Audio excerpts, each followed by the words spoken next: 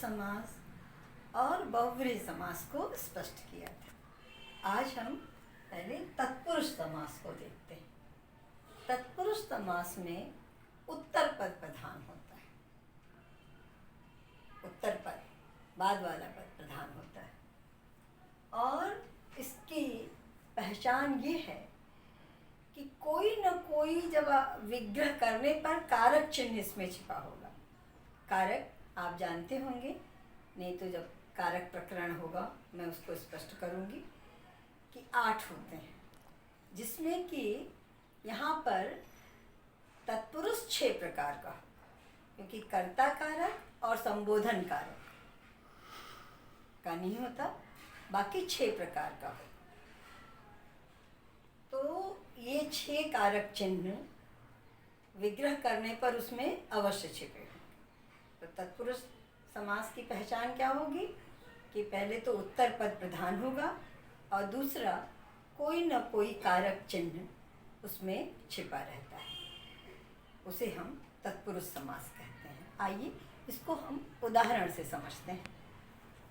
जैसे सुख प्राप्त, सुख को प्राप्त, सुख को प्राप्त। यहाँ सुख पूर्व पद हो गया, प्राप्त उत्तर पद हो गया, सुख प्राप्त ये आपका समस्त पद हो गया और विग्रह करने पर आ रहा है सुख को प्राप्त। तो को कर्म कारक का चिन्ह है। प्रथमा ने द्वितीया को या कर्म को आप पढ़े होंगे, तो कर्म तत्पुरुष से कह सकते हैं, द्वितीय तत्पुरुष कह सकते हैं। इसको आप विग्रह करेंगे तो अगर केवल तत्पुरुष पूछता है तो आप देख लें कि कोई भी कारक चिन्ह छिपा हुआ है वो तत्पुरुष समास है। लेकिन किसी किसी परीक्षा में अगर देता है कि कर्म तत्पुरुष, करण तत्पुरुष, तो आप विग्रह करके उसके चिन्ह को देखें कि कौन सा कारक चिन्ह छिपा हुआ है। जैसे ये कर्म तत्पुरुष या द्वितीय तत्पुरुष, ऐसे करके आप लिख लें। तुलसी कृत, तुलसी कृत, तुलसी ये पूर्व पद, कृत उत्तर पद, तुलसी कृत ये समस्त पद। अब विग्रह करेंगे तो तुलसी के द्वारा रचित, तो से या के द्वारा ये करण का चिन्ह है। इसको आप तृतीय तत्पुरुष या तृतीया तत्पुरुष या करण तत्पुरुष कहते हैं। ये तृतीय तत्पुरुष या करण तत्पुरुष का भेद हुआ। इसी तरह यज्ञशाला, यज्ञ के लिए शाला, यज्ञशाला क्या हो जाएगा? यज्ञशाला आपका समस्त पद, यज्ञ ये पूर्व पद, शाला उत्तर पद, यज्ञ के लिए शाला, यज्ञ के लिए शाला। तो के लिए ये चतुर्थी का चिन्ह है, संप्रदान, तो ये संप्रदान तत्पुरुष हो जाएगा। इसी तरह रसोई घर, रसोई के लिए घर, ये भी संप्रदान तत्पुरुष है। अब यहाँ आप देखिए धनहीन, धन से हीन, से है लेकिन कहाँ अलग होने के अर्थ में, तो वहाँ अपादान कारक होता है और अपादाने पंचमी, उसमें पंचमी विभक्ति होती है। तो पंचमी तत्पुरुष आए, अपादान तत्पुरुष आए, तो आप इसे अपादान तत्पुरुष में लगाएंगे। धन से हीन, धन से अलग हो रहा है, धन से हीन। इसी तरह गुणहीन, गुण से हीन, गुण से रहित, तो यहाँ भी गुण से अलग हो रहा है। जहाँ अलगाव होता है वहाँ अपादान कारक होता है और अपादान कारक में पंचमी विभक्ति होती है। तो अपादान तत्पुरुष भी से कहेंगे और पंचमी तत्पुरुष भी कहेंगे। अब आता है राष्ट्रपति, राष्ट्र का पति, संबंध कारक का चिन्ह का, के, की होता है। तो राष्ट्र का पति ये संबंध कारक या षष्ठी तत्पुरुष, संबंध तत्पुरुष इसे कहेंगे या षष्ठी तत्पुरुष कहेंगे। इसी तरह देश का वासी, ये भी षष्ठी तत्पुरुष होगा। अब आता है युद्ध निपुण। युद्ध निपुण, इसका विग्रह आप करेंगे तो आएगा युद्ध में निपुण। पूर्व पद उत्तर पद तो आपको समझ में आ रहा होगा कि युद्ध पूर्व पद, निपुण उत्तर पद, युद्ध निपुण समस्त पद, युद्ध में निपुण ये विग्रह हुआ। तो युद्ध में निपुण, में और पर ये अधिकरण कारक का चिन्ह है। इसे आप सप्तमी तत्पुरुष भी कह सकते हैं या अधिकरण तत्पुरुष, जैसा आपके प्रश्न पत्र में आया हो वैसा आप लगाएंगे। इस तरह आप बीती, आप पर बीती, ये भी सप्तमी तत्पुरुष है, अधिकरण तत्पुरुष है।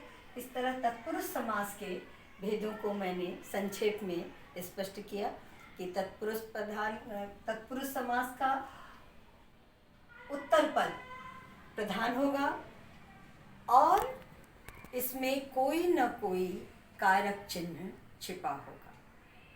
तो आप इसको विग्रह करके देख लें या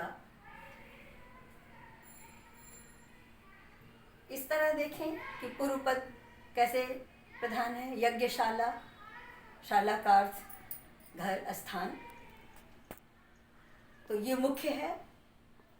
इस तरह उत्तर पद प्रधान है तो इस तरह पहचानें या विग्रह करें। विग्रह करने पर जो कारक चिन्ह छिपे हुए हैं तो वहाँ तत्पुरुष समास।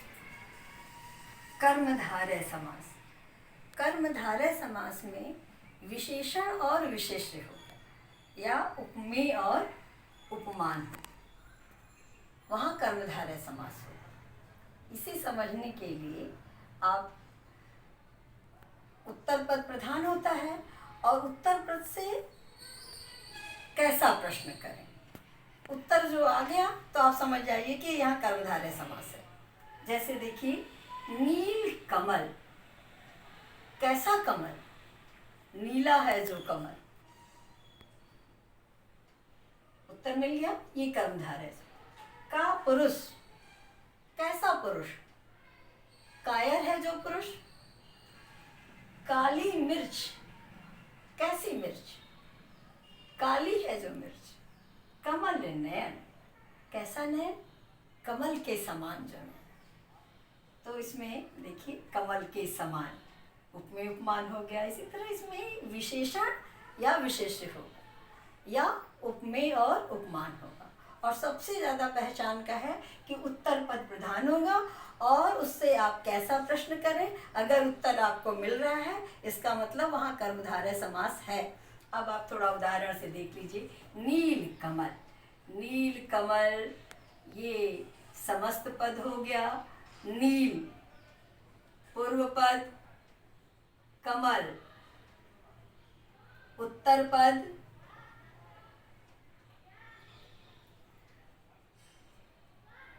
और विग्रह हो जाएगा नीला है जो कमल, नीला है जो कमल। इसी तरह का पुरुष, कैसा पुरुष, कायर पुरुष। तो का पूर्व पद पुरुष, उत्तर पद कायर है जो पुरुष, ये समास विग्रह। काली मिर्च, काली पूर्व पद, मिर्च उत्तर पद, काली है जो मिर्च, ये समास विग्रह। कमल नयन, कैसा नयन, कमल के समान, कमल के समान जो नेत्र है कमल नयन। इस तरह पूर्व पद उत्तर पद देख करके और मुख्य पहचान है कि कैसा प्रश्न करें। अगर उत्तर मिल जाता है तो वहाँ कर्मधारय समास होगा।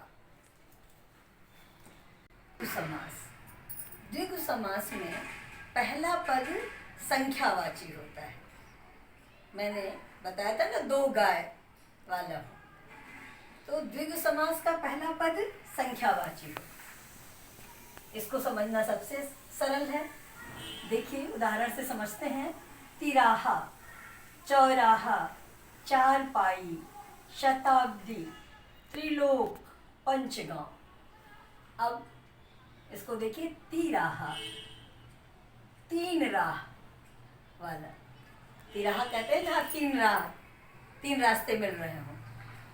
तो समूह होगा, तीन राहों का समूह। ये एक पहचान है द्विगु समास की, कि केवल संख्यावाची हो यही नहीं, समूह। देखिए समूह बना रहा है, तिराहा, तीन राहों का समूह, तिराहा। तो ती पूर्व पद, राह उत्तर पद, तिराहा समस्त पद, और समास विग्रह होगा तीन राहों का समूह। इसी तरह चौराहा, चार राह का समूह, चार रास्ते का समूह। चारपाई, चार पायों का समूह। चार पाया होता है, चार पाई, ये चारपाई। शताब्दी, 100 वर्षों का समूह। त्रिलोक, तीन लोकों का समूह। पंचगांव, 5 गांवों का समूह। तो सबसे पहचानना सरल कि पहला पद संख्यावाची होगा, लेकिन साथ में ये बिल्कुल आप विग्रह करके देखें कि वो समूह बना रहा हो, केवल संख्यावाची से नहीं, संख्यावाची और साथ में समूह बना रहा हो। जैसे कि तिराहा, 3 राहों का समूह। पंचपात्र, 5 बर्तन का, 5 पात्रों का समूह, ऐसा समूह बना रहा हो, वहाँ द्विगु समास होता है। और द्विगु समास को समझना सबसे सरल है। इस तरह आप सारे समास के प्रकार को समझिए। मुझे सुनने के लिए धन्यवाद।